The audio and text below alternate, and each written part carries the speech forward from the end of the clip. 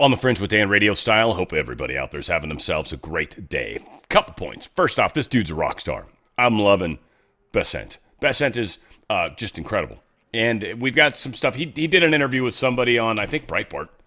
And so we've got some snippets of his interview.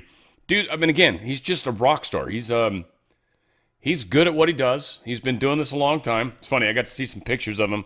They're public. I mean, it's not like anything special, but I saw some pictures of him when he was younger, and it's like, dude, he was a badass even back then. Love this dude. Also, something interesting is really happening within, I don't want to say our community, but it's something that, like, there's a few people. One of them's getting called out today, not intentionally. It just happened to be one of the idiots that's called themselves out. But I will be honest. You guys might like this person, so I apologize for any of you that get butt hurt because I don't like this person. The first time I heard this person talk was at a Clay Clark event. And the first time I heard this person talk, within about 2 seconds, I was like, ew, disgusting. It made me think of Hillary Clinton. It made me think of how she speaks. It bothered me tremendously. And I never liked this individual. Personally, they might be great people. Who knows? Don't know.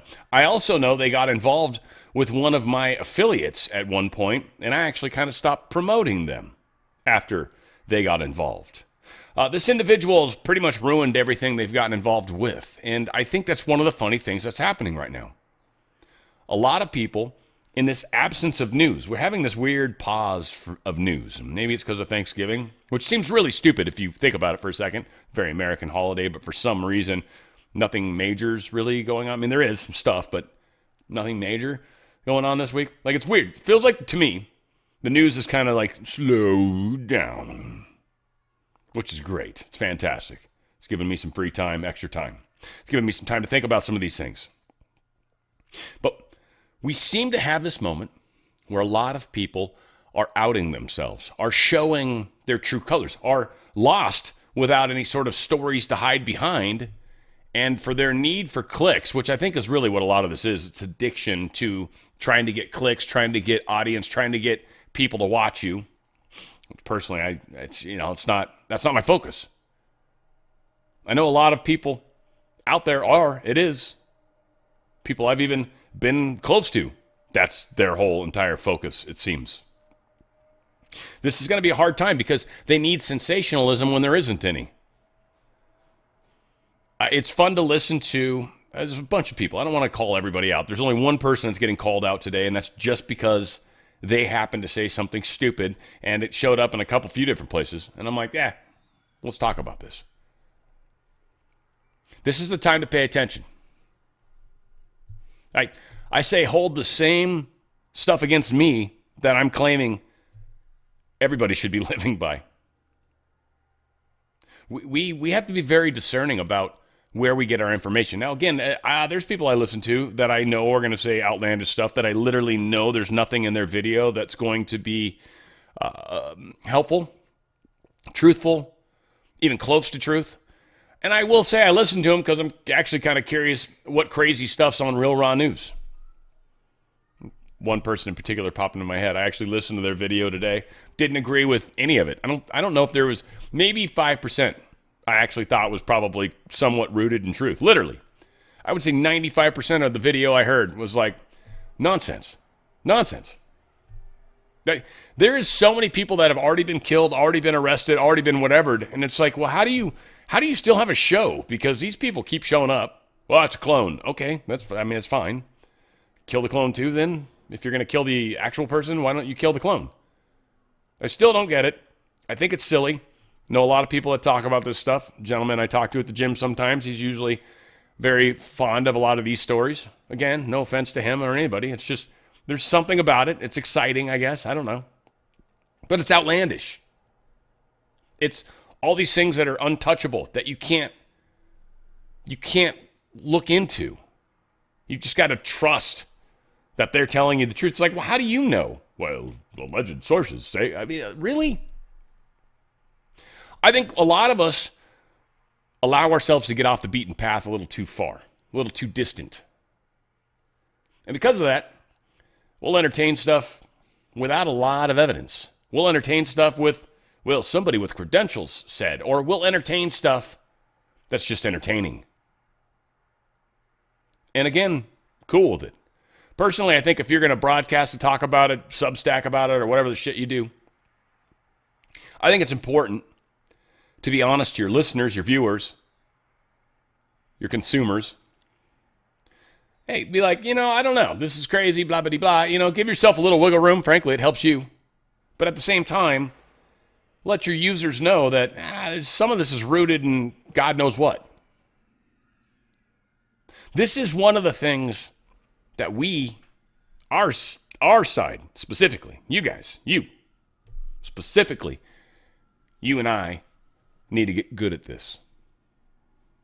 And I think you and I both can get better than we are currently at. I do. We got a lot to get into, and like just something, I don't know, something about the slow news. Maybe I'm revealing my hand and showing you guys how ridiculous I am. Yeah, probably true. I love it. I'm loving the slow news. It's tripping me out a little bit. I feel like there's something brewing, something close, but it's like, all right, we'll do Thanksgiving first, I guess. And then right before Christmas, I have no idea. We're in a wild ride. I'm seeing a lot of crazy stuff happen. Things in the court specifically. FBI, majorly. Elections coming out. Venezuela, what the hell, right? China reaching out to Trump. That never happens. That's never happened. Bush was the last time, early Bush Senior. It's the first time that happened, last time that happened, frankly, where China literally reached out to us. Things are happening in the world, folks. They are. And most of it's not visible to us. And the people that are acting like they've got visibility or can see what's happening, they're the crazy people that we're seeing doing stupid stuff right now. They're the ones that are jumping out in front of the bus naked, for lack of a better analogy. Maybe you don't see it, maybe you do see it, I don't know. But I am thoroughly enjoying this part of the ride.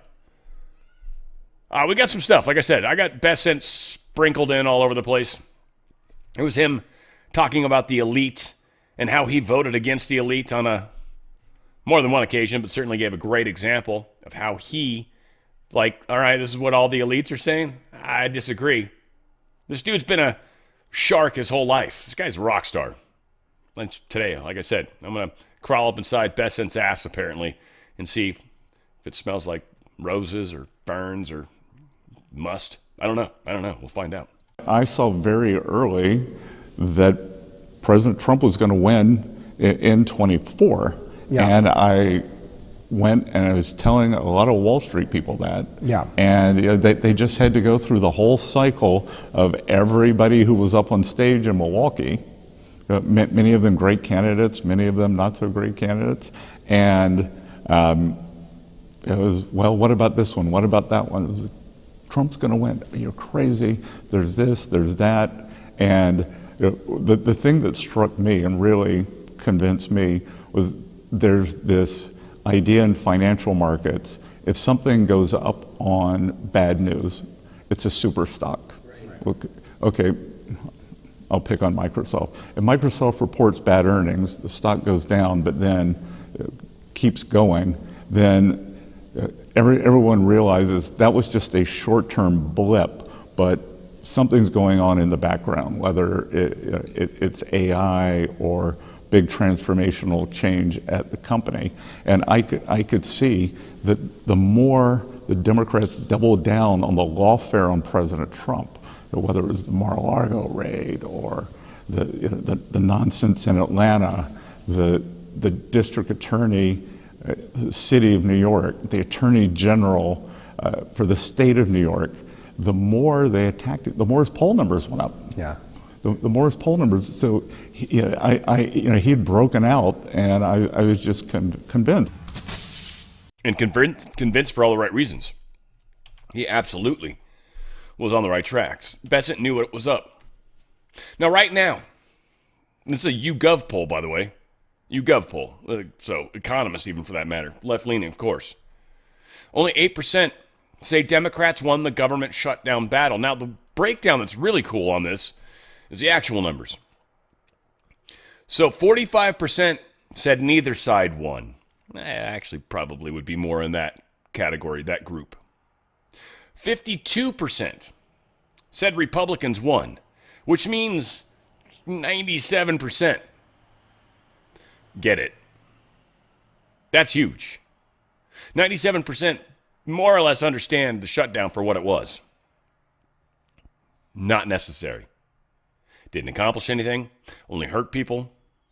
Tried to get attention to something which actually the intention was a negative attention. Now we're actually going to take that money away from the insurance companies, which is who they were trying to defend. Again, many can say, oh, this is part of the movie. Okay, I mean, it is, probably. I mean, sure. I don't think it's quite that scripted. I think a lot of people really, really give a lot of credit to this idea that people are just playing parts like actors. I don't think that's true. I think a lot of people, just from a conscious level, are playing the part that they were born to play. And some of these people are playing it perfectly and playing it as assholes, but I don't think they're reading a script. I don't think it's intentional. I think they're literally just being them. We can disagree on that. It's always good. 8%. I don't feel like that number's actually accurate when I add up 52 and... Did I do the math wrong? 52 and 45. Isn't that 97? Isn't that 97? How do they get 8%? 97 minus the rest is 7%. Whatever the hell, Breitbart. I don't know. I'm just happy you actually interviewed Scott Bessent, because we're going to play some of that. So Ann Vandersteel, she's the one that's getting called out. Now again, seen her in public. A lot of you guys might like her. She's a strong woman. All right, cool, whatever. I can't stand the way she talks. I can't stand listening to her. She speaks angrily. She's the angry talker. I can't handle it. She's like Hillary Clinton. I just can't handle it. I don't like it. I don't respond well to that. That's just me. I'm wired weird. People that talk all like crazy angry and shit pisses me off. I don't like angry people. Won't hang out with my Republican brother because he's angry. Won't hang out with my Democrat brother because he's angry. Won't hang out with my Democrat mom because she's angry. Can't fucking stand being around it. Life is way too short. And people are like, really? You'd step away from family? Life is way too short. I'll see him again when we die. That's another thing that cracks me up. People talk about being faithful and all this shit. I believe in God. We're going to go to heaven. Okay, well, then fuck, you're going to see him again. This whole idea, your family. Family, life's so short. Yeah, it is short. You'll see him again. Don't worry. Relax. You'll see him again. And then you can be like, why were you such a dick? Or whatever. You'll see him again, folks. Please. I say that to my girlfriend. It cracks me up because she gets mad. She's like, what, are you going to say I'm dying soon? I'm like, no, life goes fast. 30 years, 40 years for her and I, we're going to be dead. Toast. Dead skis. Unless something really, really cool happens. We all, go into the fifth dimension and then we live long. Whatever. I'm not going to worry about that, though. I'm certainly not thinking about med beds and stupid shit like that. Might happen. But that's not where my mind's at with it. I'm probably going to die. That's where my mind's at. It's going to happen. I'm going to see these people again. I'm going to go back home. I'm going to see God and Jesus and Mary and all these cool people. Probably a lot of rock stars, too. I miss the music. So Vandersteel, she posted this. And again, I don't understand why people are doing this, why they're posting it. Why didn't you just keep your mouth shut? Why did you feel like you had to post? Now, again, some of these people have the devil and the angel on their shoulders. And the devil wins sometimes, I think. And I think that's probably what happened with Vandersteel for the most part, especially when she's talking. So she says it's over. The whole MAGA psyop is over. It's America only, ride or die. Don't slide into my DMs whining about flipping on Trump. No, he flipped on us. Watch this video and tell me where you do not agree. And if you come at me with some 5D chess crap, you're going to get a block. Why is Epstein the dividing line? Why are the talking parrot head influencers still backing someone who has done the following and telling us we are not America first and that we are the Pennikins? I am America first, full stop. Loyalty is a two-way street. Now, this is ridiculous. And, of course, I'm not going to watch this guy. Don't give a shit about Black Scout survival that doesn't get it. And, again, I don't care what Ann thinks. It doesn't bother me at all. And honestly, I mean, for the most part, it really doesn't bother me what anybody thinks. I'm trying to navigate this landmine myself right now. And I don't mean any disrespect to anybody out there, but that's truly what I'm doing. And I know I've got a bunch of you guys that are with me. And so I'm very aware of that. But ultimately, I'm trying to get myself, through this landmine field. And then hopefully you guys are paying attention to what I'm doing and where I'm putting my feet. That's all I can do. That's all I can do. I'm holding a flashlight. I love each and every one of you. But every time I hear an explosion go off, I know I just lost one of you. And it pains me. But I also know I'm going to lose more. I can't cry because I know I'm going to lose more. I keep telling you, don't do it. I'm going to do it anyway. Not you, maybe. But you know that other one next to us. Right? So again, you might like Ann. Like I said, she's a big part of the Clay Clark stuff. That's where I heard her. She's big buddies with Clay. I just think Clay was just about the business opportunity. Clay was a brilliant businessman. By the way, if you want to get better at business, I would recommend his business class. I took something very similar at one point. It's just good. There's just a lot of great information in there that will help you be more successful. Not necessarily saying you should take his. I don't want to say who. What was his name? Can I remember it? Ty, what was his name? Ty something. Anyway, it was good. It was good. He was surprisingly good when it comes to business. Truth Hammer also posted something. Lady who sells sovereign citizen kits to the gullible wants you to believe Trump has flipped on us. I mean, this is... it's just a weird place. Like I said, this calm, this weirdness that's been happening over the past week, this quietness, if you will, right? All of us are talking about what's gonna happen. You know, Trump did that executive order for the elections. That's been like 3 weeks now. You know that? This is coming soon. Everybody's been talking about it's coming soon. You know? Here we are 3 weeks later. Hasn't come at all yet. I'm not saying it's not gonna. No. I'm not flipping. It's not like that. I'm saying the timing's gonna be perfect. But this weird lull is driving people fucking crazy. And again, I'm getting a kick out of it. U.S. President Trump says an investigation has shown Biden used the auto pen for last year's turkey pardon. Well, we can't trust that shit either now. Damn it! Before going any further, I want to make an important announcement because you remember last year, after a thorough and very rigorous investigation by Pam Bondi and all of the people at Department of Justice, the FBI, the CIA, the White House Counsel's Office, and the Department of Everything. We have a Department of Everything. You know what that is? I think that's called the White House. Into a terrible situation caused by a man named Sleepy Joe Biden. He used an auto pen last year for the turkey's pardon. So I have the official duty to determine, and I have determined that last year's turkey pardons are totally invalid, as are the pardons of about every other person that was pardoned other than, where's Hunter? No, Hunter's was good. That was the one pardon, Pam, that was good, right? The rest of them are all invalid. I don't know what the hell you're going to do about that, but now we're going to take a little of the joke, and that is a mess. But they're hereby null and void. The turkeys known as Peach and Blossom last year have been located, and they were on their way to be processed. In other words, to be killed. But I have stopped that journey, and I am officially pardoning them, and they will not be served for Thanksgiving dinner. We saved them in the nick of time. This one has plenty of time, but they were saved in the nick of time. No, he just dropped them off in the Somali neighborhood somewhere in Minnesota. That's what he did. And that turkey lasted about 2 seconds. Yes, happy Somali Day. French authorities say 4 suspects tied to last month's news heist have been taken into custody. Apparently they caught all 4 of the guys using the little stepladder thing and inside job, literally... just cut through the outer lock to get into total inside job. Anyway, they apparently caught all 4. There you go. Don't you feel better and safer? I certainly do.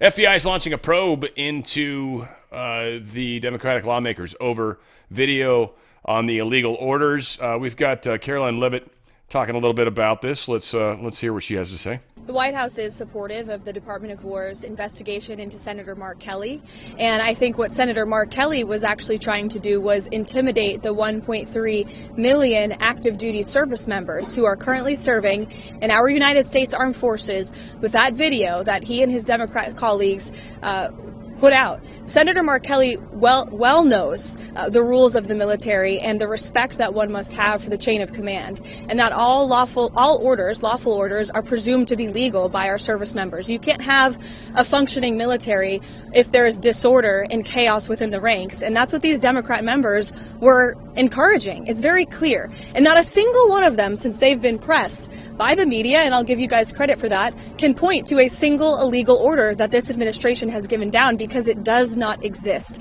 They knew what they were doing in this video, and Senator Mark Kelly and all of them should be held accountable for that. Yeah, I mean, they're lawful orders. I mean, I got a number of people in my audience that are military and ex-military. Lawful orders is a kind of a really weird, misty area. And frankly, I mean, I think some of you would agree with me. Like, that would be along the lines of, yeah, go in there and rape that girl, or go in and shoot that civilian, that baby in the head, because that baby might have a grenade on him, right? Like, and I don't mean like 12-year-old, I mean like 6-month-old. Like, there's places where you'd be like, no, I'm not doing that. You can do whatever you want to me. I'm not going to go shoot a baby in the head. That's just not happening today. Sorry, I didn't wake up today going, the smell of napalm, I hope I get to kill a baby. Right? That's not how the day started. Other than that, everything they say is a legal order, and you start questioning that, and we start having problems in our military, frankly. Healthy Home, great products. I love them. I just made sure before I even started, made sure to take my STEM Active. It's like, ooh, take my STEM Active. Perfect time to do it. Got a beverage sitting next to me right now. It's when you need it, and a little bit of wet your whistle when you're drinking the pill. They've got the gel, which a lot of people like as well. Stem cells are these cells in your body that actually do healing. Actually, a lot of people, when they get injured really badly, especially professional sports, they'll go and get stem cell treatments. Now, those treatments usually involve fetal cells, first off. Second off, they inject them into you. Third off, they're incredibly helpful. I'm not saying it's okay and morally okay. I'm just saying that's what they do. They're extraordinarily helpful. My point is, our bodies make stem cells. On their own, by itself, it makes stem cells. The stem cells are cells that heal yourself. They're cells that can become any cell in the body. They start off just being, wild and carefree, like a 70s cell, like a 60s, 70s cell, just wild and carefree. And then there's the calling. The need happens. Heart's like, I need some help. I got a bad cell. Or the lungs like, I got sick and I killed some cells in my coffin. Or your liver's like, dude, seriously? Right? These things run to those locations and become those cells. Once it becomes a liver cell, it's never going to stop. It's going to continue to drink the nectars of the gods that I feed it, and maybe die just because of that anyways. But it'll become a liver cell and stay a liver cell. Likewise for the heart cell. Likewise for the lung cell. They become those cells. They become them. Well, you make them yourself. The problem is as we age, we make fewer of them. This helps you bump that up 25 to 40%, just bam, right out of the gate. Plant-based materials, healthy, safe, amazing, and makes a huge difference. I had an issue with my shoulder. Dislocated, it was hurting when I was working out. Totally stopped. Took about 3 weeks, 3.5 weeks. I don't know. Just one day I was working out and I'm like, dude, my shoulder doesn't hurt anymore. What the shit? And it was specifically on the exercise where I was like, this is the one I've got to do really carefully, make sure I properly, precisely. Not anymore. Now I can just do it however. Stem cells are amazing. You need to get your body count up. It's going to heal you. They've also got it for pets, by the way. There's stem cell for pets, about half the price. Chewable tablets for your dogs, cats. It's down at the bottom. We'll get there. Balance is amazing. Ladies, going into the childbearing years, the ones coming into it and the ones leaving it, it's a crazy experience, apparently. Quite the slip and slide adventure, right? Maybe, no pun intended. Children coming into it when they first start their womanhoodness, this has been helping tremendously. Ladies going through menopause, leaving it. This has been helping tremendously. Balance, again, plant-based. No synthetic hormones. In fact, 2 different ladies, I've said this before, that both had different experiences of the synthetic hormones that many of you ladies are prescribed. I don't know anything about this. I'm going by what they told me, okay? So I'm just sharing information. One of them enjoyed the synthetic hormone experience, felt it helped, right? Started taking the balance, and she's like, damn, this is like, woof. This was like, I didn't realize I was missing this. Still kept taking the synthetic hormones, but had a much better experience. The other young lady, she had opposite experience. She didn't like the synthetic hormones. They sucked. She started taking the balance, felt good again. All it is transdermal lotions. It's 1, 2, 3 clicks. People keep talking about the clicks. How many clicks you use is how long this thing's going to last. If you're a 3 clicker, that'll last you like a month. If you're a 2 clicker, maybe a little longer, month and a half, right? 2 months maybe. 1 clicker, this thing will last you 3 months. So how you use it is how long it lasts. You can decide that when you start using it. Put a little on your wrist, rub your wrists together. It's transdermal. There's a lot of blood flow in this part of your body. It's a great place to do those kinds of things. And within minutes, women are talking about seeing an improvement, bringing balance back to their life. You're tired of being hot and cold all the time? How about some balance? Tired of constantly snapping at your other half because you're just not in the right state of mind? How about some balance? This is helping women all over the place. And also helping men and women, by the way. Amaze. Collagen peptide. Collagen. So it's a liquid. None of that granular crap that you got to try to stir into something and then you're wondering why you're scraping it off the side of your cup when you try to wash it and it's like cement. That's what it does to your stomach. Not this. It's collagen peptides. It's liquid already. It's delicious, by the way. Lemon berry. So good. So good. This is actually the one of all the products they sell. This is the best tasting, hands down, unquestionably. Prime's really good. I'm not a big fan of the, I don't know. Some might like it. I don't know. I don't know what it is. Something about that. It's just weird. It's a little weird. It's good. I don't know. I'm not helping the sale, but yeah, the gels. My girlfriend left me with a bunch of these, and I was trying to, I figured I'd just, switch out. I like the pills. The pills are so much easier. It just is. Amaze is fantastic, though. It's not in reach, but it's a collagen peptide. You got sagging skin. You got sore muscles, joints, all that stuff. All the little places in between everything, it's collagen. Peptide's the smallest form that absorbs almost immediately. From the stomach, it'll absorb. In the intestines, it almost absorbs immediately. It's barely going to even make it into your intestines before this is actually in your body and moving around. Not the same with some of the powders that are out there right now. This is one of the best forms of the product that you can possibly get your hands on, and you're going to notice the difference with your skin, with your hair. You're going to notice a huge difference. This collagen peptide's amazing, and it will amaze you. And Prime, all it does, and it's fantastic the way it does it, and I make it sound like it's nothing, but it's amazing, is it's a nitric oxide booster, which means it allows your blood cells to carry more oxygen. You're going to have more energy. It's fantastic. Go to danradiostyle.healthyhome.com.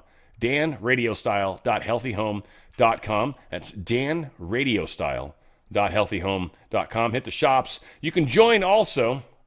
I do recommend if you've got your own site, your own, maybe Substack or whatever, I actually recommend you join. Instead of doing, you do the Premier member or whatever it is, the best member version. You don't have to pay a monthly fee. And all you got to do is buy something. They've got a whole bunch of different ways you can buy. You can buy one thing. If you want to buy one bottle of this, that'll get you going. It just makes you your own distributor. And then you get a link that you can share with people and a 3D barcode and all that nonsense. If you just want to be a customer, it's awesome. I appreciate that too.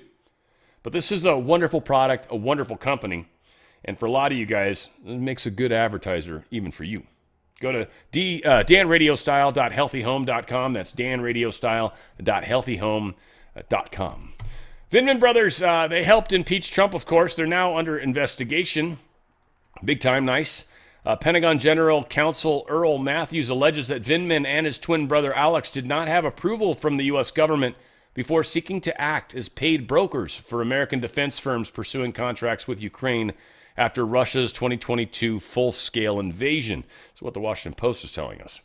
The letter does not explicitly allege the Vindmans received money from the Ukrainian government, arguing only that they did not insulate themselves from requirements of federal law, which is another way of saying they're totally guilty as hell. So we'll see what happens. Trump signs executive order to designate the Muslim Brotherhood chapter as foreign terrorists. What this has to do is starting that process. I don't know how long it takes. So I think at some point they will finally then report to us that they're now officially classified as such. But he has begun the process to do that. There's many, many things that they've got to do. They've done it before. They did this with, the Tren de Aragua and all that stuff, right? So same thing. But the Muslim Brotherhood, that's what Obama is a part of, by the way. Just in case you weren't playing along at home and wanted to be. This is pretty cool. And Laura Trump talks to Bill Maher, and they kind of, one, agree with each other, which is phenomenal. And Bill Maher is, I guess, part of why I like him. So apologies to everybody out there, because there's a lot of people that just don't like the fact that I kind of love being in the center, and I'm going to continue to be in the center. He's similar. He's center left. I'm center right, whatever. But doing the same thing, and equally hated. I piss off my own side of the crowd frequently. I obviously piss off the other side often. And I think there's a lot of times where I'm loved tremendously by the people towards the center. Like, I kind of make sense, They sort of talk about that. And I don't know, made me feel better, frankly. Maybe that's not a good thing, but it's how I experienced it. For the insurgent candidate. By the way, you know who else does that is China. They love to tear this country apart. They love to see us at each other's throats, just in general, but that's to enrich themselves. That's to benefit China so they can usurp us as the power of the world. One thing we totally agree on is I love America. Amen. That's my team. That's my team, too. I know. Yeah. I know. Yeah. And I don't give any quarter to the leftists who just constantly downgrade America. It's another reason why they hate me. I mean, this is what I said to him your father-in-law in the text. It's like, if I'm so captured by the lunatic left, why did they hate me too? God, does everyone hate you, Bill? Everyone who's not fair. Yes, exactly. You're all right. That's how you know you're doing the right thing. Maybe that's true. Maybe when that's true. they both have an issue with you. Yeah. That's also why the people who like me a lot. Yeah. From both sides. And the people in the middle who just have had enough of people in their bubbles. Mm-hmm. I find it very frustrating that I cannot get the full story anywhere in the old media. It's I love the new Free Press. Mm-hmm.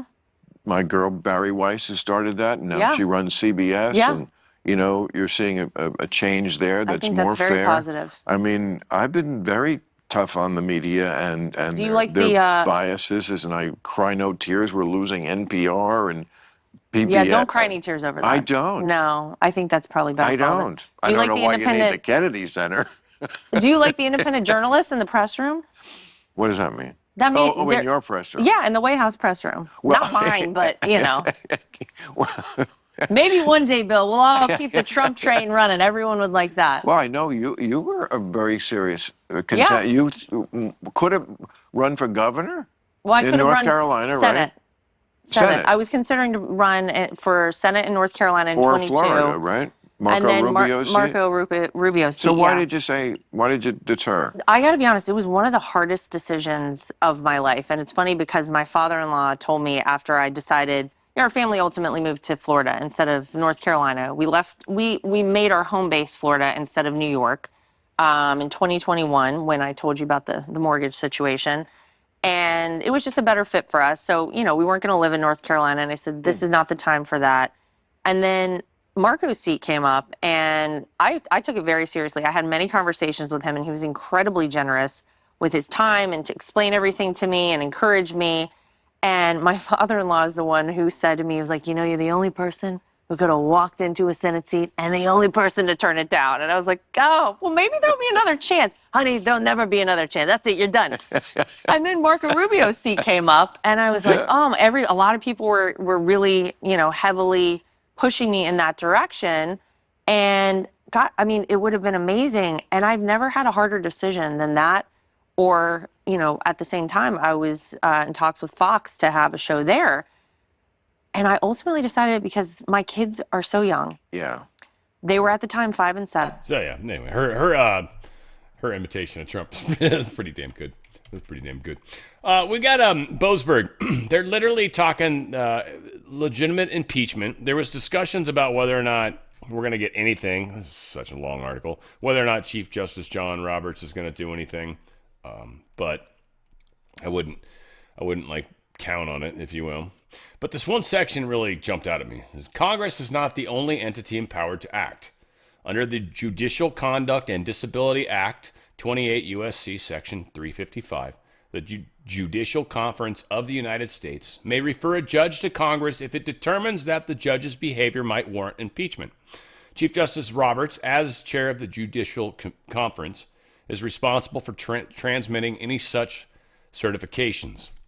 This mechanism was used recently in 2024 when the Judicial Conference referred former Judge Joshua M. Kindred to Congress following findings of reprehensible sexual misconduct.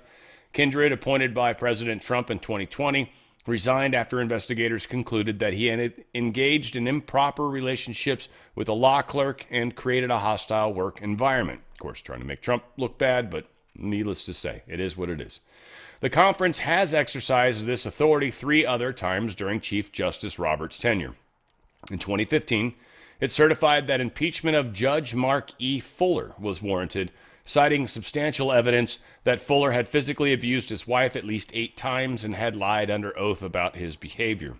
The Judicial Conference noted that although Fuller had already resigned from his judgeship, the certification would serve as a public censure of Fuller's reprehensible conduct, which has no doubt brought disrepute to the judiciary. Fuller would later enter a criminal diversion program under which the charges against him were dropped. And of course, in 2009, after Judge Samuel B. Kent pleaded guilty to obstruction of justice, the Judicial Conference convened a special session and certified that impeachment might be appropriate. And in 2008, following an investigation into perjury, false financial disclosures, and alleged corruption, the Judicial Conference notified the Speaker of the House that impeachment of Judge G. Thomas Porteous Jr. should be considered. Roberts undoubtedly has the lengthy authority to convene a special session of the Judicial Conference and consider whether Boasberg's conduct warranted referral, but whether he will take that step remains an open question. While federal law provides a pathway for action, referrals are rare and have typically been reserved for cases involving criminal misconduct. Boasberg's situation is legally and politically more complex. The allegations against him involve judicial rulings and authorizations, pre-decisional commentary, and questions of political bias, not the sort of clear-cut criminal or ethical misconduct typically associated with Judicial Conference referrals. Roberts also faces significant political cross-pressure. Some see his intervention as essential to safeguarding the integrity of the judiciary. But at the same time, any step he takes could be seen as him improperly wading into highly charged partisan conflict, something he has historically sought to avoid. So he's definitely between a rock and a hard place. I don't know if he's got the gumption to do the right thing. We'll, of course, find out. FBI Director Kash Patel is talking about how the burn bags, how they actually involved other FBI directors, not just Comey. This goes deeper than that. He did an entire interview with Catherine Herridge. Look it up if you guys are interested. It's probably on our X site, like 28 minutes. I almost was going to play it at the end, but I don't even know if I might have actually opened it.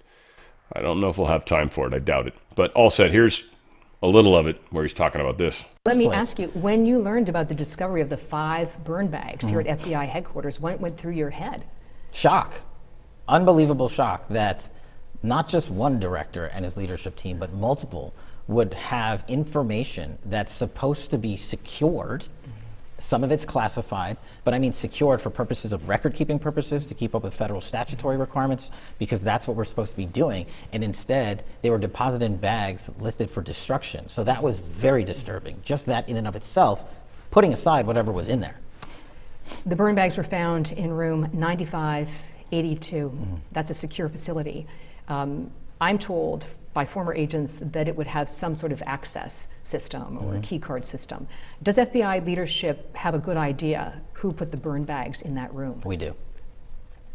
You know for sure, or you have a good universe of suspects? You know who put the burn bags there. What was the intent of the person who put the burn bags in room 9582? Was it to preserve them, to be discovered later, or to make sure they were destroyed? Well, those are the questions we're answering for the public and for this investigation, because not only are we not in the business of not exonerating people, but we're in the business of taking our investigative findings and working with Congress to say, look, even though we did not or did reach a legal conclusion on the matter, this is of such public importance in terms of the weaponization of government that happened, who are people like President Trump were targeted, including myself and more senators that we just revealed thanks to this FBI's work in uncovering not just the burn bag, but other material related to Arctic frost. What we want to do is find a public forum to display that information. And we believe that until our investigations conclude, we will be limited in what we can produce. It sounds to me like you know the answer to that question. I do. That's what I thought. Okay. A highly classified CIA referral containing intelligence about the 2016 presidential election was also discovered here at FBI headquarters in a storage closet adjacent to the FBI director's office. How many FBI personnel had access to that storage closet? That's part of this ongoing investigation, and because we are working through that, I don't want to disclose the number of folks or even who had access to it, because that goes to your other question on who put it there and why did they put it there, and were there any instructions associated with them depositing that material in these rooms. Am I correct, based on my reporting, it is a very, very small universe of individuals who had access to that storage closet? Very small. Is it in fact only one? It's very small. Yeah, very small. He used the term multiple people had access, right? So there's a few that had access. They had camera footage for sure, I'm guessing, of who actually walked in the room with the bag. So he knows exactly who, but there were a number of people that had brought stuff in and out of that room as well. I think we're also finding out. Again, they always get us thinking in binary ways. Oh, it's just one thing, it's one thing. No. They found a room, folks. They found a room that had all sorts of shit in it. They found the SDNY, Southern District of New York. They found the room. This was a big find. This was a jackpot, as they would say in the business. Yeah. So, cash is kicking ass. Now, again, pay attention to who is doubting. Pay attention. Just all I'm saying, guys, all I'm saying. The people that understand, I'm not going to say the plan because that's stupid. I'm saying the people that understand, one, the complexity of what we're actually dealing with. That, okay? Fuck the plan. Appreciating the complexity of what we're going against. Killed Kennedy, John F. Kennedy, right in public square, in front of everybody. Tried to do it to Trump in front of all of us. Did it to Charlie Kirk.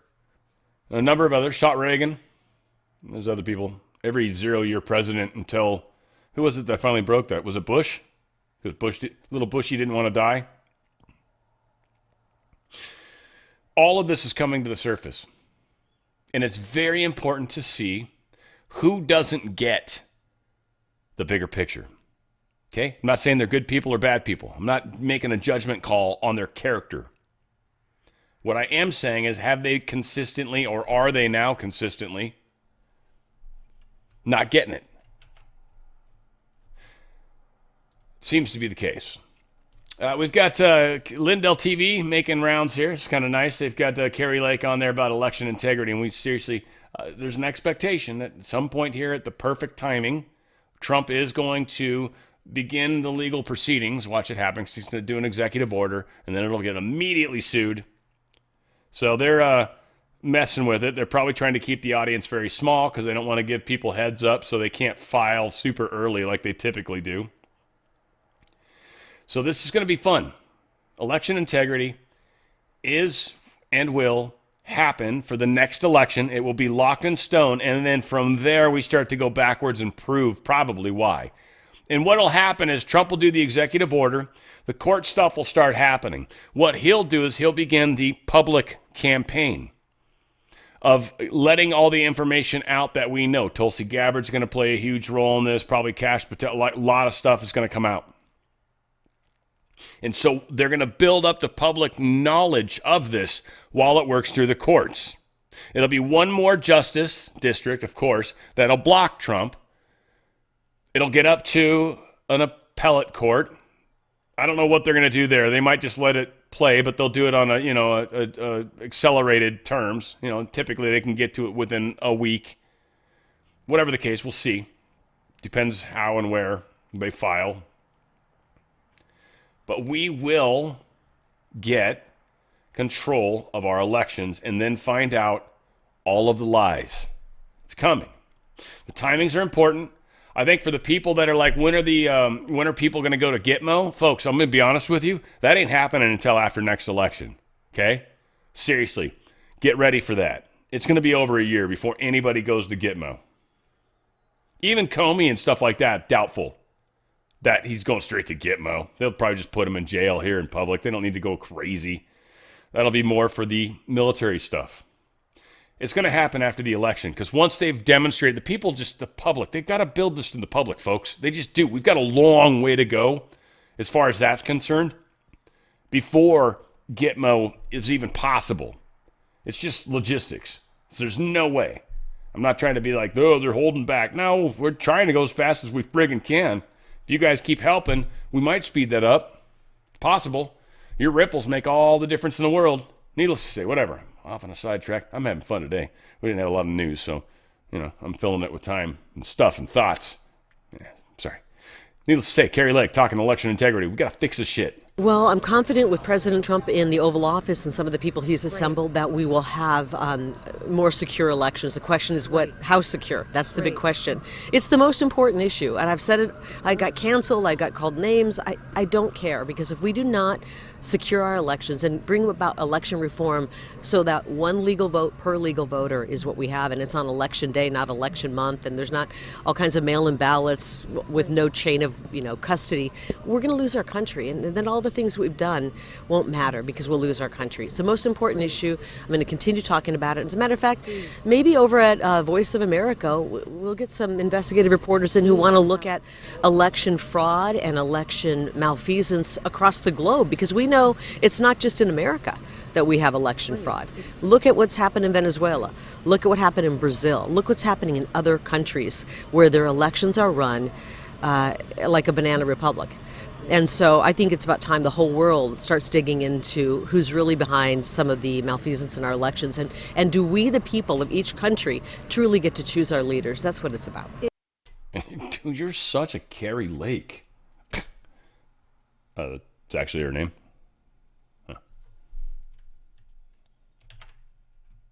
RNC sues Michigan Secretary of State over election integrity. Making noise, guys. We're making noise. Michigan Republican Party, Michigan Township of Chesterfield clerk Cindy Barry. On the Republican National Committee, they filed a suit against Michigan Secretary of State Jocelyn Benson on November 18th over an unconstitutional and unlawful violation of the state's constitution. This is going to be fun because Jocelyn Benson's running for governor. And she's passed all this stuff that's questionable. And there's been all sorts of legalities that she's lost a bunch of stuff in court. And there's been a bunch of stuff she's just plain not cared what they said. This is going to be fun. She's going to be probably one of the funnest. I feel like Colorado's going to be one of these states too. Minnesota should be pretty exciting. I think New York and California are too big, not to fail, if you will, but too big to not figure it out. You know what I mean? Like, it'll be embarrassing, but I don't know. We'll see. But some of these states, they're going to be made examples of. That's what's going to happen. Michigan wasted millions on deceased Medicaid enrollees. We've been hearing about this in Minnesota. Now we're hearing about it in Michigan, too. I don't know how they say it. You guys say it weird in Michigan, by the way? In Michigan or some weird? Michigan? I don't know how you say it. Northern people usually use all the syllables. It's the South that tends to lose parts of the word. They're just like, fuck that word. Moat control. Can you hand me that moat control? Huh? The what? The moat control. What the fuck's that? The moat? You got alligators and shit around your house? Where do you fucking got a moat? Moat control. Fucking A, dude. I don't know what you're saying. I have no idea. No offense. I'm not trying to be a dick to my southern friends. And have a taco. They're good. It's what we do in the South. Treasury Secretary Scott Bessent offers economic advice to Zohran Mamdani. This is pretty cool. And I love, like I said, I'm on a little bit of, this is because he was on the show. Alex Marlowe did a good job. But I'm having a small little romance here. It looks. I don't know why. I like this guy a lot. I don't know what it is. It's just a tall and distinguished gentleman. Oh, hubba hubba. No, it's not like that. But It might not feel great over here for a little while, but we've got to enact the policies that help working Americans. You've got to believe that you're going to, that you are going to be better off because of this administration, that your children are going to be better off, and that's what we work for every day. We got to rebrand the Breitbart Business Digest. The Main Street Journal. Yes. Okay, they're gonna ask for your time back soon. Can we rapid fire? Zohran Mamdani's at the White House. Any advice for him? I would. I don't know what he knows everything, so I can't give him any advice. If you're going to create Caracas on the Hudson, well, his answer to affordability is going to be rent control. You've never made things more affordable by creating scarcity, and there's prices are low in Caracas and Havana. So, my advice is. Yep.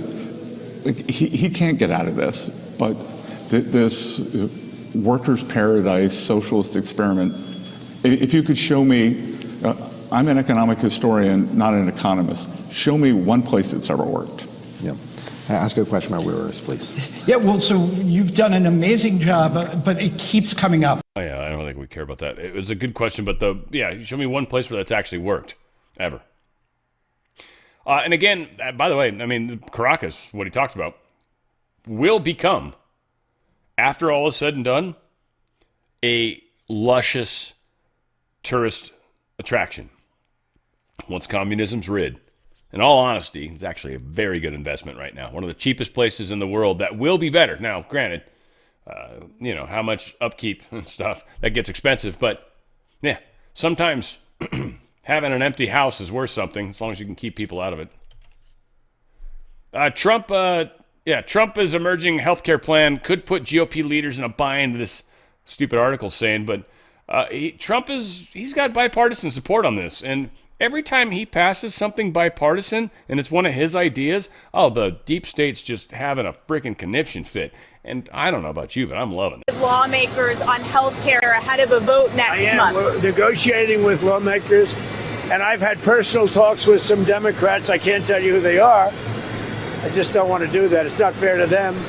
About paying large amounts of dollars back to the people. This was my idea. It came up during that. Oftentimes under times of stress, like the shutdown, you come up with great ideas that you wouldn't have thought of before. The insurance companies are making a fortune. Their stock is up over 1,000% over a short period of time. They are taking in hundreds of billions of dollars, and they're not really putting it back, certainly not like they should. So when I see this, and when I've seen this over the last pretty short period of time, I said, why do we just pay this money directly to the people of our country and let them buy their own health insurance? And I made that statement, and I made it a little bit cavalierly, but it sounded good. And everybody has picked it up, including Democrats. And I am talking to some Democrats right now about doing that. People love it. We're going to take the money. Well, if it gets approved, we're going to take the money. We're going to pay it back to the people of our country to go out and buy health insurance. Now, they can put it in a health account. We can do it a lot of different ways. But they buy their own health insurance. They can negotiate price. And it's going to be locked so they can't go out and buy a Cadillac. They can go out and buy health insurance. And kind of important, a lot of people maybe are used to spending that in ways they're not supposed to, and maybe are like, but that's Dan, I'm broke and I have no money. And it's like, I get that, but you're not allowed to break the law. So, I don't know, figure something out. Stop. In the name of the Scott Bessent. Anyway, he's got his hand up. That's not what he's quite saying. But he says it's time to end the filibuster in the name of love. Before you break my heart. Everybody's kind of on board with this. Like I said, I've been fighting this. I have fought it, and I've been on board-ish for a little bit now. I mean, I'm just bringing it back up because probably is going to need to happen. I like the way he phrased it, made me feel closer to the reality of how this might play out, which is the next end of budget is like January, end of January. And so we could very likely have another government shutdown in January. This might be the time to really get crazy. And again, it's all about timing. People are doubting what's happening. I don't care. 6D chess, 5D chess. There's a plan.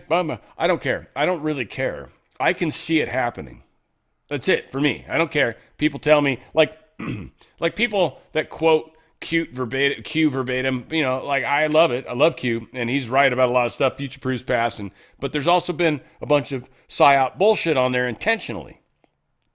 So 100% of Q was not infallible. The parts of it that are fantastic, and we're going to see, I think, more positives. But I wonder sometimes about the storm is upon us. That fucked with them so hard and caused them to go after Twitter hardcore at the time. Like that, looking back on it now with hindsight, oh my God, it was gorgeous how what they did. What that post did freaked out the deep state so much. And all of us were like, he's going to tell us there's a storm coming. Maybe. Not saying he's not. But what it accomplished at the time was magnificent. We got a game going on, guys. This is a dance, right? People like myself can't dance well, but I get the idea of dance. I get it. I just can't seem to get my body to move properly. Scott Bessent's Treasury Department ending Biden admin sanctions for political posturing. All this crap. He's basically said we're funding the war on themselves. What is he talking about? Treasury Scott explained on Meet the Press that Europeans tell me, we're doing our 19th sanctions package. He said, in my line, Kristen, if you're doing something 19 times, you failed, Bessent said on the Sunday show. Instead, President Trump will move forward with a bold initiative that the Europeans would not follow us on. He put a 25% tariff on India because they were buying Russian oil. Like, Trump's doing the thing. Nobody else is.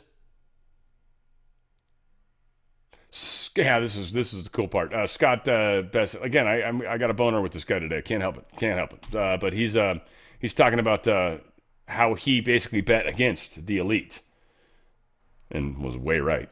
It's exactly our language, but not the establishment. And this is resonating with you.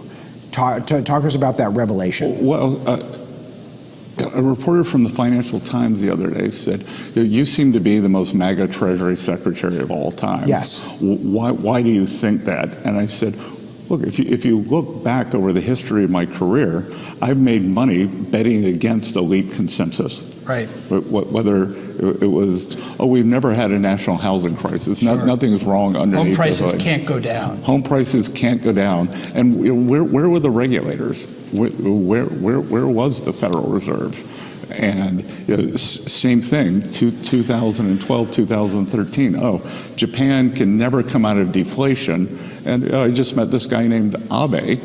And with a lot of this, it's very personnel is policy, policy is personnel. And when I saw what President Trump was doing, one of my biggest single trading gain days was the 2016 victory.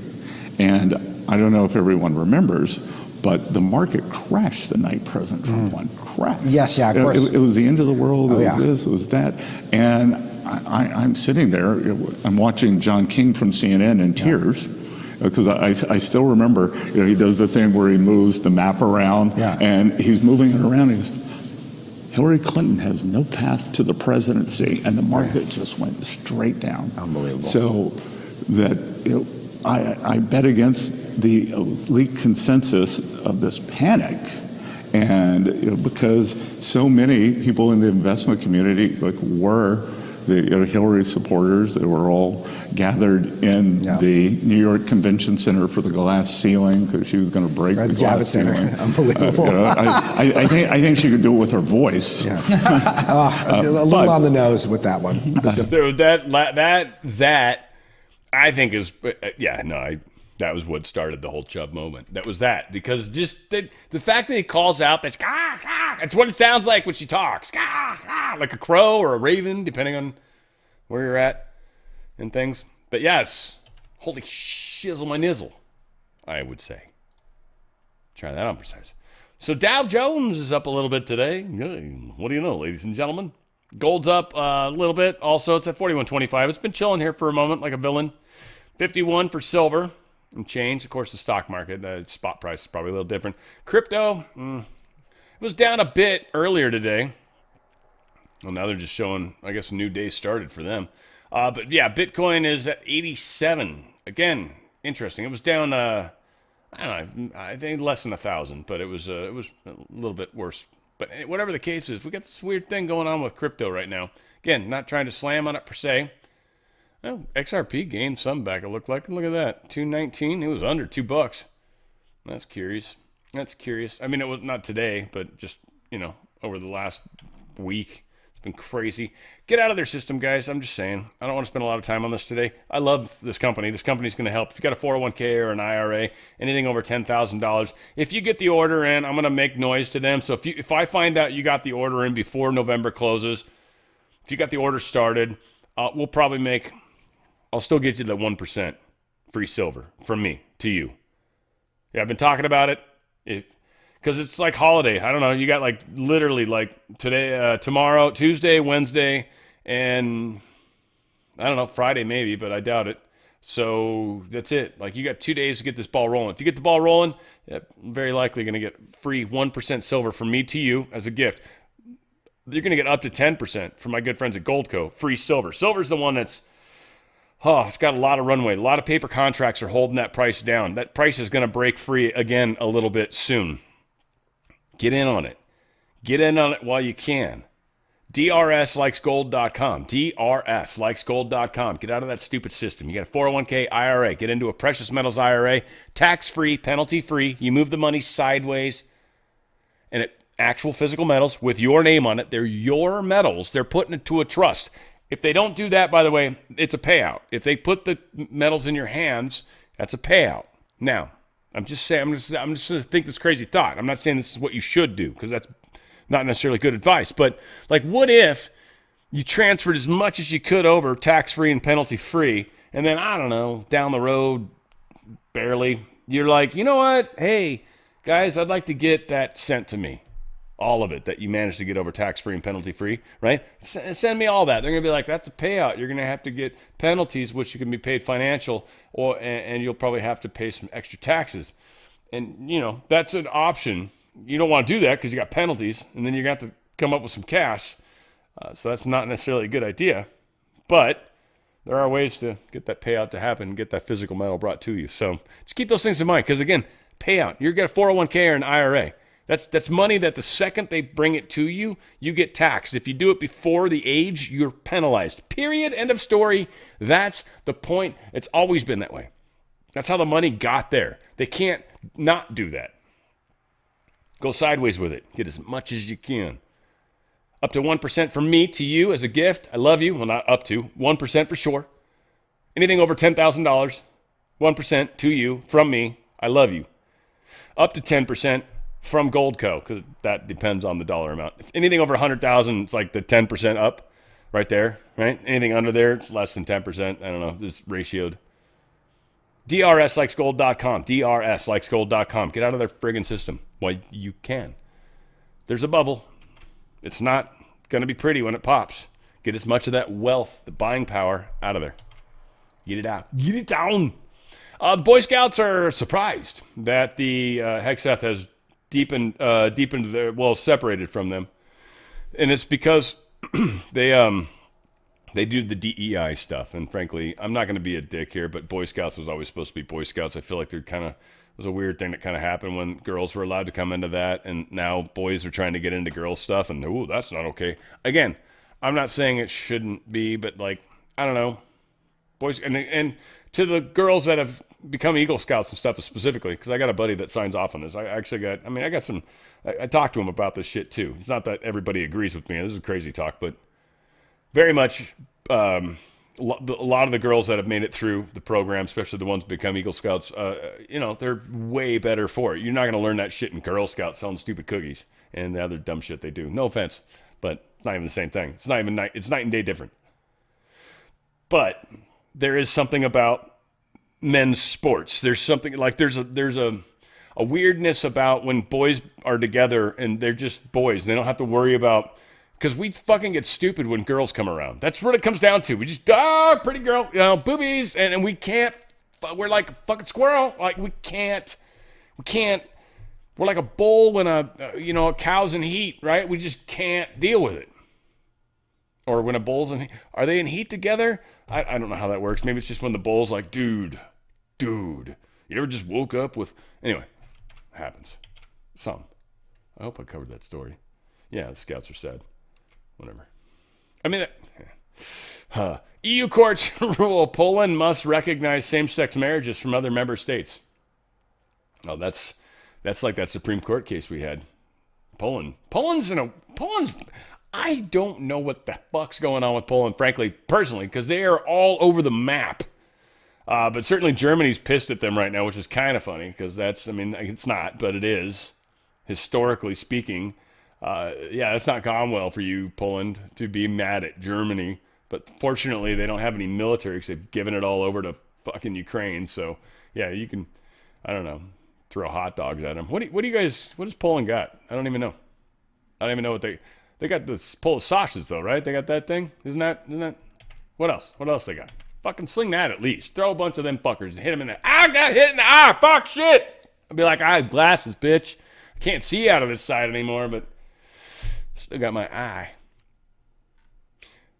EU and whose army? So the EU's screwed right now. It looks like this whole Ukraine war is possibly being accepted. That's what we're hearing. But EU's bumming. NATO's bumming. Their money flow, their whole purpose for living has been destroyed. Trump has stopped all,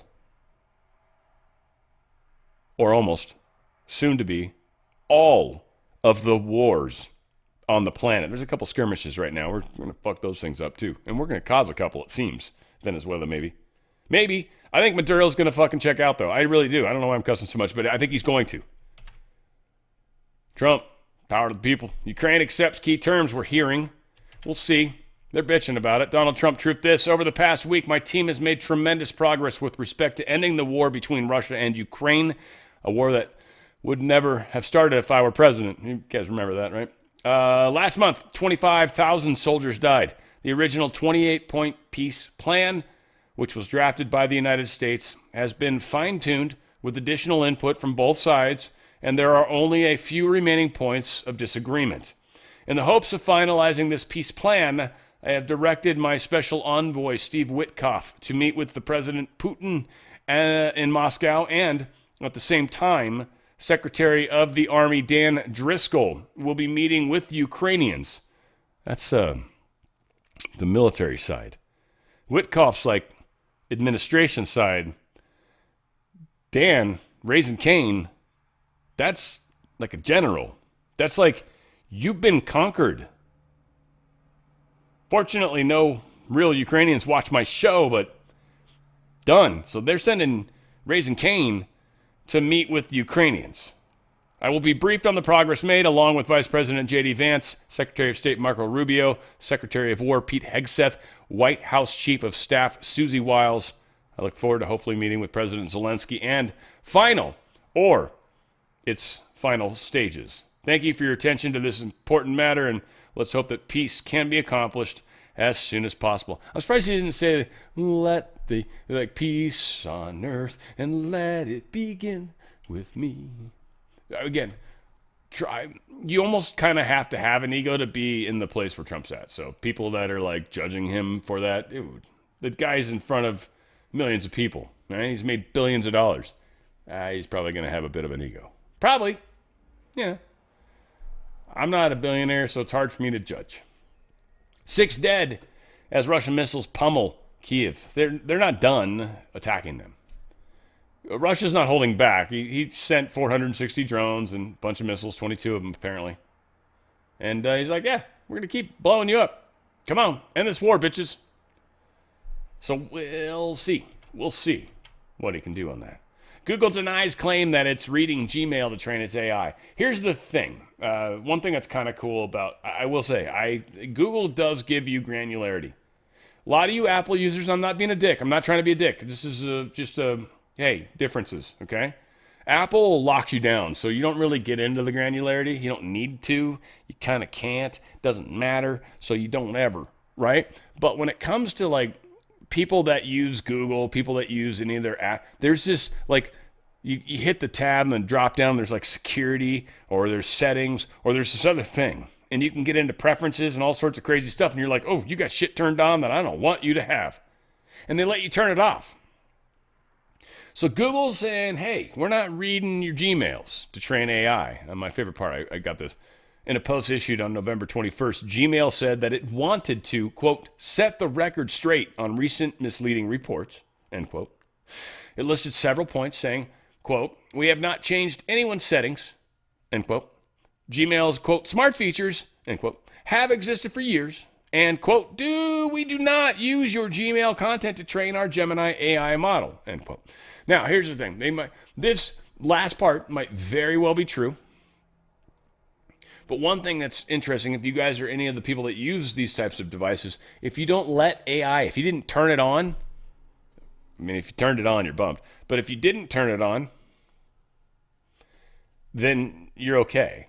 If you turned it on, there was an agreement that you signed on to, and you said yes. And if you look in that agreement, it's able to read all your stuff. So yeah, you're not. It's reading everything. It doesn't even matter what's on your phone. That's the thing. So again, I'm not trying to. God bless it. I deserve that. There we go. That's all I'm trying to do. Just click the screen. Illegal Chinese fishing has caused $800 million in damages in Peru because China just goes in there with their big nets and scoops up everything. Peru's economy is being affected. It's just another thing where China sometimes doesn't seem to give a crap about others. China, they got 1 billion plus people to feed, so hey, let's be honest. China launches emergency space mission to reach the stranded astronauts. The story is not very well written as far as the title, but long story short, the astronauts that got stranded were already brought back. Now, what happened is when the new astronauts showed up, they had to give up their ride, if you will, to the stranded astronauts so they could go home. They could go GTFF, get GTFH or whatever. Yeah, that works. And so they didn't have a craft anymore. They just got a busted craft that they had some spare parts and stuff come on that ship that came up to let them go home. But, yeah, they still got a problem, right, with the other craft. So these guys are like, dude, if something happens, we're going to die. And that was pretty much what was up. And so they sent up another vehicle with some spare parts so they could fix the craft that's there, hopefully, which is curious, by the way, if that's even possible. I'm very curious about that because it's got to be able to get somebody home or multiple people home. So what kind of fix are you able to do just in a spacewalk? Maybe it's something minor. You lost an engine or something. I mean, literally, what are you guys gonna be out there like Jiffy Lubing on your fucking shit? You'd be like, your windshield. You ever noticed your air filter? Man, fuck, they'll pull all sorts of weird shit out of there and fucking tell China they need to replace it. Whatever the case is, they were able to send an extra craft up there, so these guys have a way to get out of there. So we'll see. We'll see what all happens with China. I mean, again, I always wish them well. They're space stations are dangerous. They get hit like a paint fleck flying at the speeds they're going, and it hits you like that could jack up your whole world. One little paint fleck. It happens too. They get leaks. They got stuff they can spray where it'll suck to the leak and then like seals it.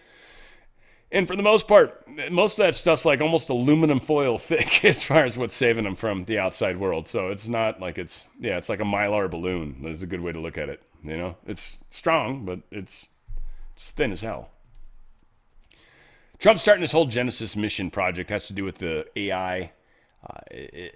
We'll see. I love how this freaks people out. It's happening, so I just know it's happening, and I know nothing is happening outside of what's supposed to and allowed and all that. So we're going through this transition, but it's interesting to watch people freak out about this because this is definitely going down. Everybody's like, it's gonna kill us, and I don't know. I don't think so. I don't believe so. I think it's actually gonna ultimately help us do stuff that we right now would be like, computer, tell me how stupid I just was. And it'll be like full of advice, I'm quite sure. Can't wait to hear it. So Trump signed this executive order. We'll see what happens when it gets there. Amazon announces $50 billion plan for dedicated government AI supercomputing. One thing that's bumming me out, and this I think is a fail on our part as people, but there's companies that are talking about creating their own power sites to pay for their supercomputing. And a lot of people out there would be like, good, we shouldn't have to pay for it. That's fucked up. Here's the thing. Most of us, all of us, don't have enough power. So as we should joint spend on this so we can also enjoy the power. I think it's stupid not to. And they'll be like, well, shit, then we'll need 2 gigawatts instead of 1 gigawatt. And be like, all right, well, let's do 2 gigawatts. We'll pay for one of those gigawatts. You pay for one of those gigawatts. We'll build them at the same time, and that'll save us all money, and life will be good. Win-win. Because we all need power. They got 3 power grids in this country. You got East, you got Texas, and you got West. That's it. You need power. We all need power. Letting them have it solely, a little scary. Because who knows what corners they're going to cut. Who knows? They don't care about anybody around them. They got a nuclear reactor, and they're like, nah, we're just about profits. We saw what happened with McDonnell Douglas and Boeing, and planes falling out of the friggin' sky. Well, mostly just crashing into each other and having flaps fall off when they land, and engines apparently ripping off after they take off. That was McDonnell Douglas. Thank God. I got a good Boeing friend out there that was just like, dude, I feel like you're speaking bad about Boeing. And I've said before, I just want to give one more call out. I love Boeing. Love them. My grandpa retired from Boeing. I love Boeing. I toured one of their plants. I love them. I've been very disheartened by a lot of what's happening. And one of the theories that I had, and I posited, I guess is the right word, and he, whatever, is, and I think, sort of like that might be, but it's like maybe China and their airline, like there might be some trying to make it a bigger deal so they can sell their planes. And then the other side of it is I think we've just got people that don't spend money on maintenance. All said. Because maintenance is one of those things that's very expensive on airplanes. Very expensive on airplanes. Every hour flown, there's like 4 to 6 to 7 to 8 hours, military even higher sometimes, of maintenance. Like, it's stupid. Maybe it's not quite that low, but it's stupid. It's like, every hour you fly, you got maintenance that costs that come out your butthole. It's probably way less than what I just said, but it's still, it adds up very, very quickly. And now you're talking about your plane, they have to remove an engine and rebuild it and stupid stuff like that. And it's like, Ethiopian volcano, we talked about this yesterday. Its ash cloud went far, yay. It's probably going to go to Saudi Arabia. And it went up to 15 kilometers, 10 to 15 kilometers in the sky. We talked about it again yesterday. This just, again, because of the way it's drifting across, this stuff can't get into a jet engine. Planes cannot fly through it. It's extraordinarily dangerous to an engine. Literally could seize the engine in flight. These little particles are nasty as hell. And so planes stay the shizzle away.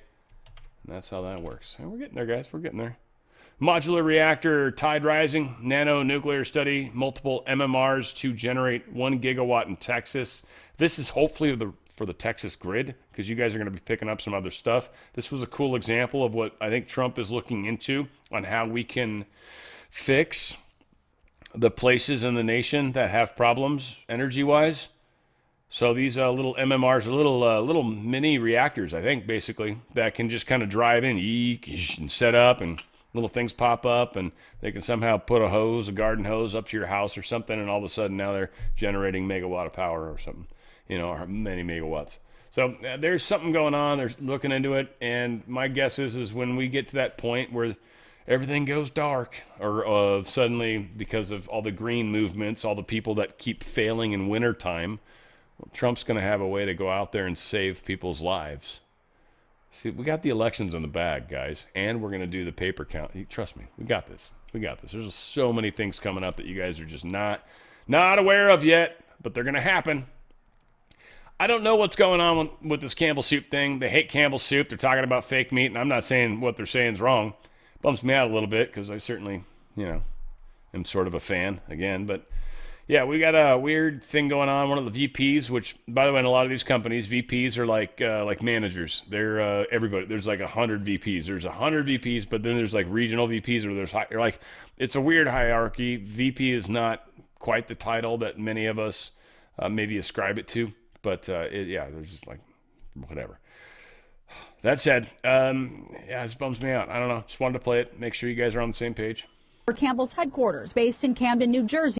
A former Campbell Soup Company employee is taking legal action against the food giant, and he's making some explosive allegations about one of its top executives. Good evening, and thanks for joining us at 6. I'm Ty Steele. I'm Kimberly Gill. Those allegations are now at the center of a lawsuit claiming the company's vice president went on an hour-long tirade attacking the company's products and employees before taking aim at its customers. And the former employee recorded it all. Eric Erickson shares that recording and what the company is saying about it. We have shit for poor people. Who buys our shit? And that's just part of an over an hour-long rant, says former security analyst for Campbell's, Robert Garza of Monroe. I don't buy Campbell's products barely anymore. It's so healthy. Now that I know what the in it, even in a can of soup, I look at me, bioengineered meat. I don't want to eat a piece of chicken that came from a 3D printer. The recording allegedly of Campbell's VP and Chief Information Security Officer Martin Bally. He has no filter. Bally, along with another supervisor and Campbell Soup Company, named in a lawsuit filed Thursday. The suit claiming Bally made racist remarks, admits to coming to work high, and Garza fired for coming forward. What do you think about the things that he was saying? Oh, just pure disgust. Garza says he usually worked remotely for Campbell's headquarters, based in Camden, New Jersey. But thinking he'd be discussing his salary with Bally, he says the recording taken in person at a restaurant. They couldn't think for themselves. I'm like, you dumb Garza says he felt sick after the rant, deciding to go to his direct supervisor in January, keeping the recordings to himself. He had never had any disciplinary action. They had never written him up for poor work performance. Garza says no one at Campbell's ever followed up, and it's taken him 10 months to find a new job, calling the way the canned soup company handled it simply terrible. They have a motto, we treat you like family, here at Campbell's, come work for us, we treat our employees like family. That's not the case. We did just receive a statement from Campbell's that says, quote, if accurate, the comments in the recording are unacceptable. They do not reflect our values and the culture of our company. We are actively investigating this matter. We've also reached out directly to Martin Bally. And we also admit that our food is not really food, it's a food product. By the way, look at, if you guys got Velveeta. Velveeta is one of my favorite. It's this cheese product on there, something to that effect. It's not food. They legally can't call it food. Just something to think about. Legally, you can't call it food. Why is that? Yeah, don't know. World's crazy place, guys. We're gonna go into a fun time. That's all I can say. And I hope I hope I've done you guys good to go into it. You go and be smart and stuff. I don't know what's going to happen, but I'll help however I can. Take an umbrella with you, maybe, and a flashlight, always, and my pillow. You should take one of those. It's like Hitchhiker's Guide to the Galaxy. The blanket. You should have the towel. Always have a towel. And 42 or 24. Either way, those are your answers for everything. It's the best guidance I can give. I love you guys. We will get through this. And it's been a weird, slow week. Where we go one, we go all. It's on the Fringe with Dan RadioStyle.